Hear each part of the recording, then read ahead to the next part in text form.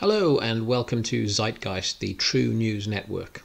Freedom is under threat in the West. We're heading towards a dystopian future where the freedoms we've traditionally enjoyed are eroded bit by bit until they are gone. It's important that we all think for ourselves. The legacy media and the government have their own agenda. Their interests and ours don't always coincide. We need to be aware of facts which run contrary to the mainstream narrative. So with that in mind, let's talk about slavery. Slavery has existed throughout human history in nearly all societies. We are living in a remarkable historical epoch when slavery in certain parts of the world is now seen as a moral evil. Most people, at least in the West, agree with this sentiment, and there is both historic and modern legislation on the statute books which outlaws this trade. However, as a culture, we in the West seem fixated on one narrow aspect of the history of human slavery, namely the West African slave trade. Please be aware, this was a trade. Any representations on TV you may have seen of some piratical seamen going into the African interior to kidnap people are largely false. Apart from anything else, the seamen themselves had little or no natural resistance to diseases that were endemic in the region at the time. In fact, the slaves were bought from other tribes that had first enslaved them. Slavery existed in the UK from before the Roman occupation until the 12th century, when chattel slavery disappeared after the Norman conquest. Slaves merged into the larger body of serfs in Britain, and serfs were slaves in all but name. The Vagabonds Act was passed in 1597. During the reign of Henry VIII, around 70,000 people were put to death for a variety of crimes, but the act allowed the judge to commute the death sentence and allow the use of convicts as a labour force for the colonies. Forced labour was, of course, slavery. Oliver Cromwell shipped gypsies as slaves to the southern plantations, and there is documentation of gypsies being owned by former black slaves in Jamaica. Ironic? Perhaps the gypsies need reparations from the Jamaican government. Long before the Highland clearances, Ewan Cameron of Loch Leal sold some of the clans into Indenture into North America, and many Jacobite supporters captured after Culloden were sentenced to transportation to the Carolinas to act as indentured servants, or slaves. For nearly 200 years in the history of coal mining in Scotland, miners were bonded to their masters by a 1606 Act of colliers and salters. They were de facto slave mines.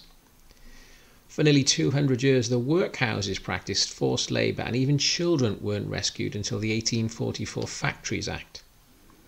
Let's not forget, from the 16th to the 19th century, it is estimated that between 1 million and 1.25 million Europeans were captured by Barbary pirates, and the Barbary slave traders, fundamentally North Africans and some Arabs, sold Europeans as slaves, many from the south coast of England. The failure of Charles I to protect these people from the slavers was part of the Grand Remonstrance of 1641, which was part of the reason for the English Civil War. It wasn't just Europeans enslaving Africans. Africans also enslaved Europeans. However, as early as the Cartwright case from the reign of Elizabeth I, it was held the concept of slavery was not recognised in English law, and Somerset's case in 1772 held that slavery had no basis in English law and was thus a violation of habeas corpus.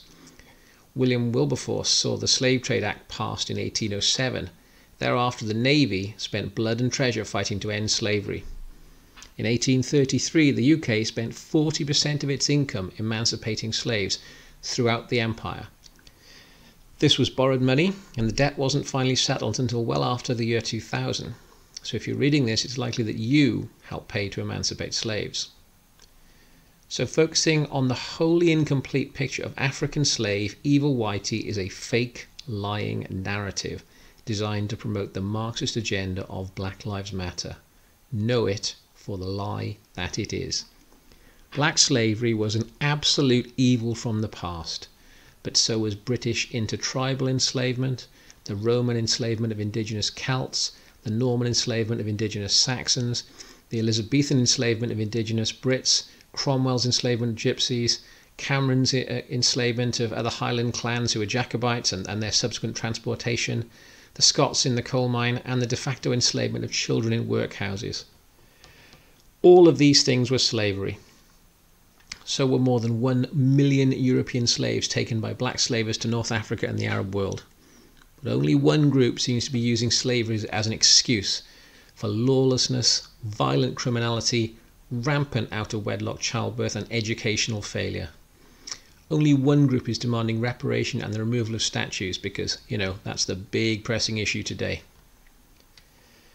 Perhaps what's needed are fewer protests, less violence, less excuse-making, less demands for money from Black Lives Matter to businesses which haven't practiced slavery for hundreds of years, less arson, less historical destruction. Perhaps what's needed is a degree of introspection with the questions: why are so many of us always and forever a criminal underclass? Why do we fail academically on such a grand scale? Why do we allow so many of our children to grow up without fathers present? Why are we so poorly represented in the professions and any kind of decent employment? Why are so many of us still trying to come to Europe and America if it's so terrible and racist? Why are we killing white people at a rate of 10 times the rate they kill us? Why are we killing each other at a rate of more than 50 times the rate white people kill us? And most importantly, why are we allowing Black Lives Matter to yank our chains about statues and police killings, which are the subject of ongoing criminal trials, when we should just maybe look in the mirror at our own failings? These are serious questions. It's time for serious answers, not excuses. Please like, recommend, and subscribe to the channel of Zeitgeist.